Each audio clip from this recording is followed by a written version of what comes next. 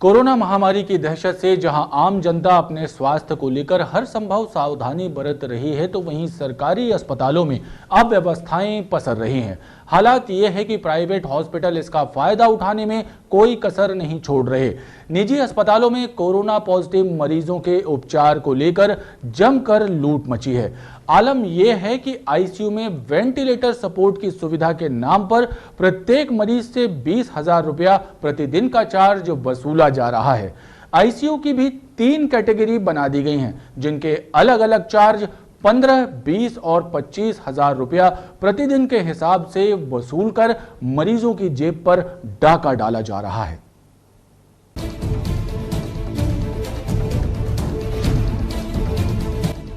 वैश्विक महामारी कोविड-19 यानी कोरोना के उपचार की फिलहाल कोई दवा नहीं है। मरीजों को जो दवाएं दी जा रही हैं वो भी सीमित हैं और सिर्फ बुखार, खांसी जैसे लक्षणों को देखते हुए दी जा रही हैं। जिला प्रशासन द्वारा बनाए गए कोविड सेंटर भी भगवान भरोसे चल रहे हैं। मेडिकल हॉस्पिटल में हालात ये हैं कि वार्ड बॉय को बुलाने के लिए भी मरीजों को मिन्नतें करनी पड़ती हैं।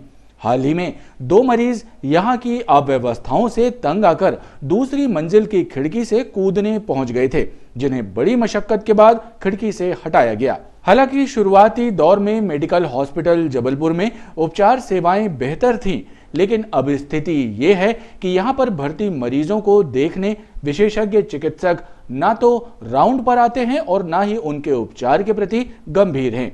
जूनियर डॉक्टरों के भरोसे कोरोना पेशेंट यहां जीवन के लिए संघर्ष कर रहे हैं।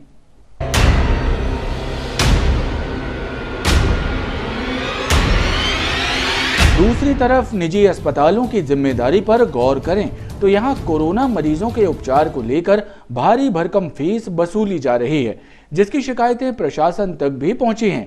लेकिन प्रशासन द्वारा प्राइवेट अस्पतालों के लिए कोई रेट कार्ड लागू नहीं किया गया, लिहाजा मेट्रो, सिटी हॉस्पिटल, स्वास्तिक, मेडिसिटी और शेल्बी हॉस्पिटल सहित अन्य प्राइवेट अस्पतालों में भर्ती कोरोना से पीड़ित मरीजों से लाखों रुपयों के बिलों की वसूली होने जैसी शिकायतें सामने आ रही हैं। कलेक्टर कर्मवीर शर्मा ने इस संबंध में आई शिकायतों को गंभीरता से लेते हुए प्राइवेट हॉस्पिटल के संचालकों के साथ एक मीटिंग भी की है। निजी अस्पतालों के रेट में एक रूपता लाने के लिए राज्य स्तर पर भी प्रयास किए जा रहे हैं।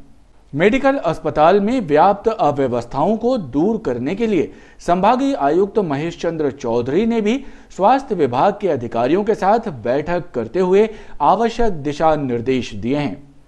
कोरोना पीड़ित मरीजों की जांच रिपोर्ट में हो रही लेट लतीफी के कारण भी लोगों में दहशत है। इस मुद्दे पर कैंट विधायक अशोक रोहानी ने भी कलेक्टर कर्मवीर शर्मा से चर्चा की और सुझाव दिए। कलेक्टर ने भी आश्वासन दिया कि जांच रिपोर्ट समय पर मिले, इसके लिए उचित व्यवस्थाएं की जा रही हैं।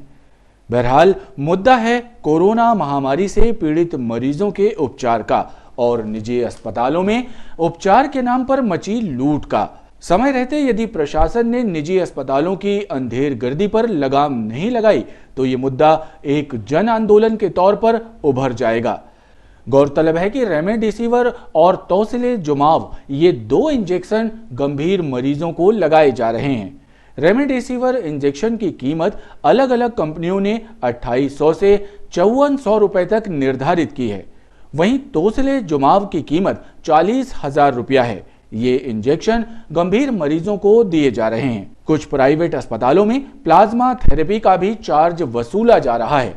कोरोना पीड़ित मरीजों के उपचार को लेकर निजी अस्पतालों में हो रही लूट खसोट जैसी शिकायतें स्वास्थ्य सेवाओं से जुड़ी परोपकार की भावना को कलंकित कर रही हैं।